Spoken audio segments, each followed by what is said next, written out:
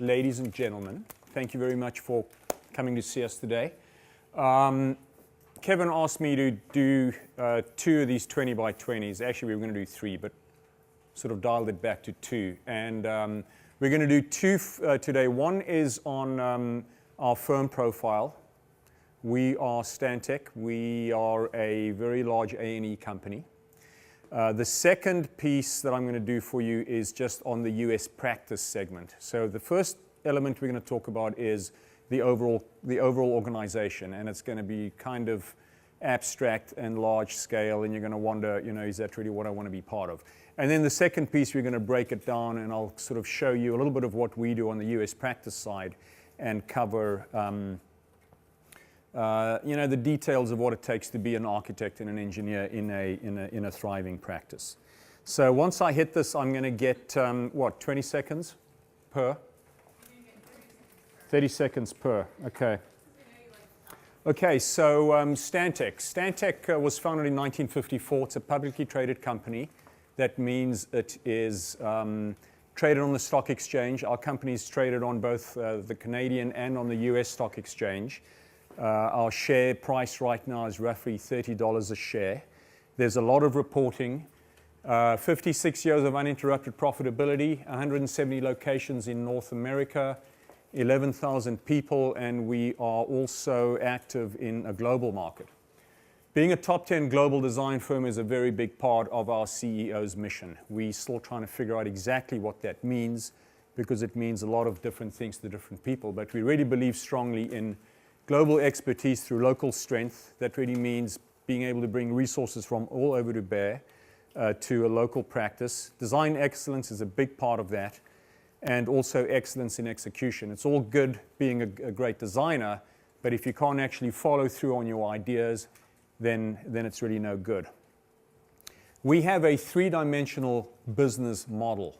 And part of the idea behind that is you can see on the right-hand side the markets: Canada, East, West, US, East, West, and International. And on the left, the silos right now, which are environmental, transportation, industrial, buildings, and urban land. And our practice really resides within buildings.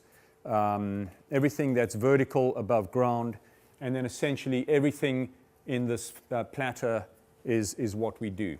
This just gives you a rough idea of what the differentiation is between those markets. What's nice about it is that we diversified. So environmental right now is at 41%. You can see buildings at 20%, and that fluctuates. 2 years ago, urban land was much higher. Then the recession hit, and that is obviously dialed back. So what's nice about this model is you have different aspects of the practice that grow and shrink and ebb and flow, and it gives you a sort of a flattening of your revenue. What this gives you a sense of is our practice areas within the organization. On the left-hand side, buildings, really this is again where we reside in architecture, interior design, buildings engineering, and then biopharma, science and tech. We do higher ed, we do healthcare, and you can see the spectrum across.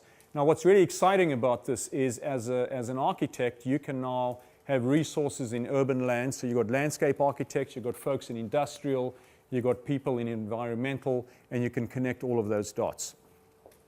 Our market position strategy for the next 10 years is really to try and grow out of what is primarily a US, North America-centric company.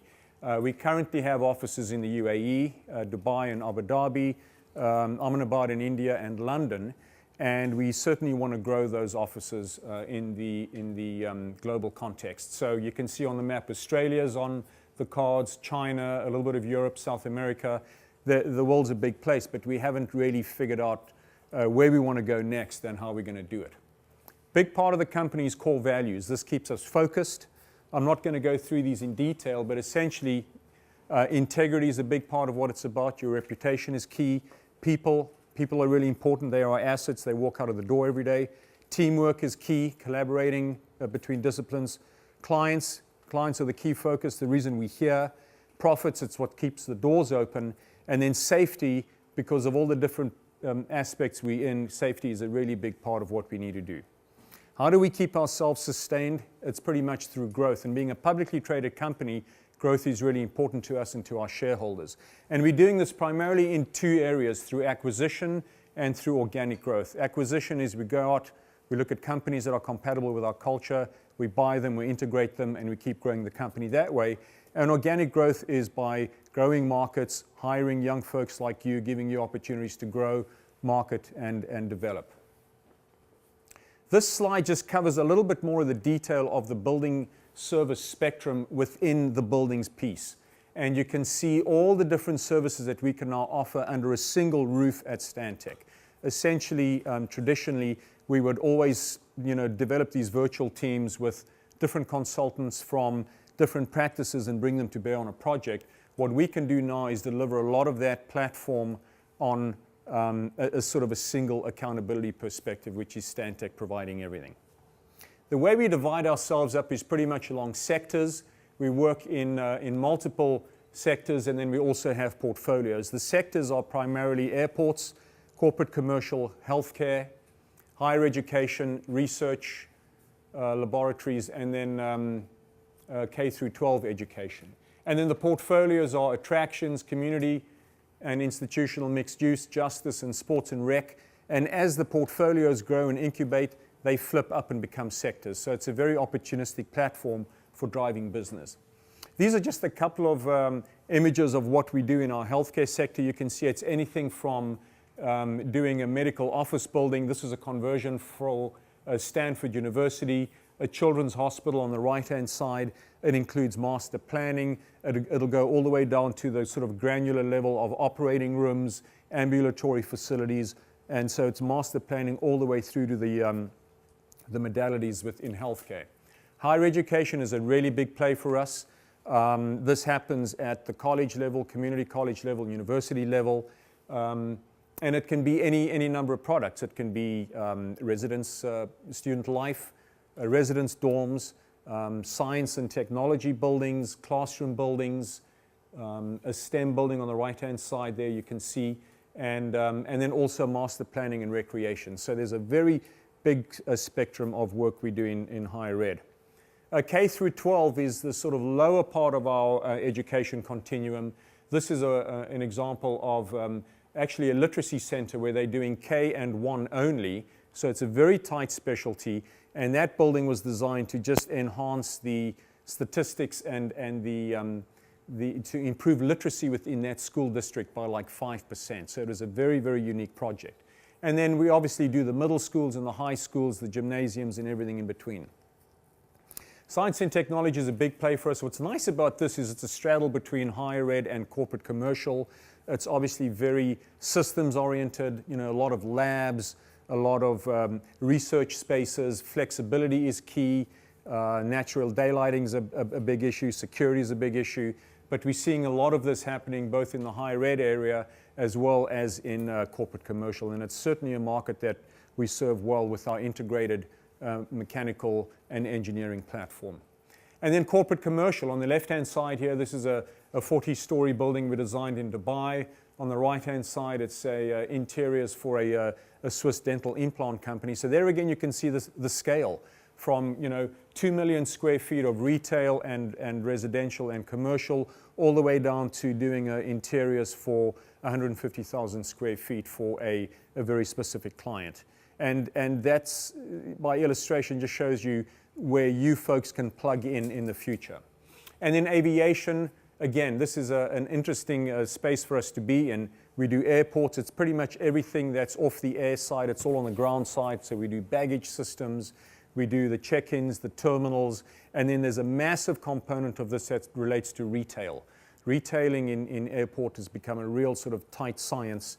And we deal with all of that aspect as well.